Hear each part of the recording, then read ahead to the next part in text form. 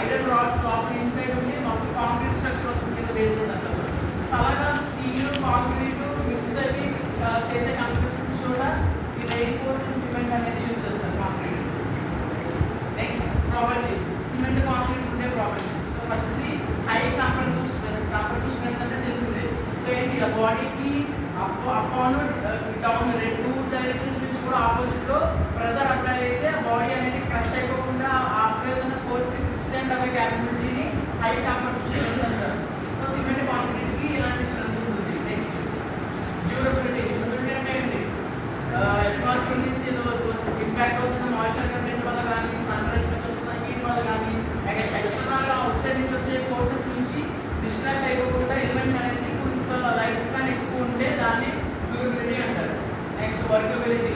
So workability అంటే ఏంటంటే మనం కాంక్రీట్ మిక్సర్ తయారు చేసుకున్న తర్వాత ఆ కాంక్రీట్ మిక్సర్ని యూజ్ చేసేటప్పుడు మనకి కావాల్సిన షేప్లోకి ఎలా పెట్టాలి, మనకి కన్వీనియంట్ వేకి ఏం చేస్తాం బయట ముగ్గురు సార్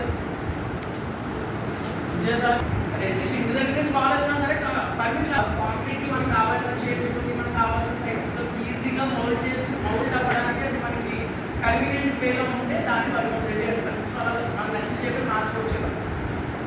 నెక్స్ట్ వెర్సటిలిటీ.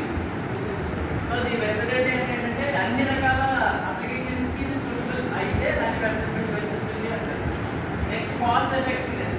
సో మన కాంక్రీట్ మొత్తం మన ఓవరాల్ బిల్డింగ్ మెటీరియల్స్లో కొంచెం చీప్గా కొంచెం తక్కువ ఇన్ఎక్స్పెన్సివ్ అయిన ఐటమ్ ఏదైనా ఉంది అంటే కాంక్రీట్ అని చెప్పచ్చు. ఏంటి అంటే సిమెంట్తో తయారు చేసిన ఐటమ్స్తో కంపేర్ చేస్తే కాంక్రీట్తో తయారు చేసిన ఐటమ్స్ అనేది కొంచెం తక్కువ కాస్ట్, కాకపోతే స్ట్రెంత్ కూడా దాంతో కంపేర్ చేస్తే ఎక్కువ.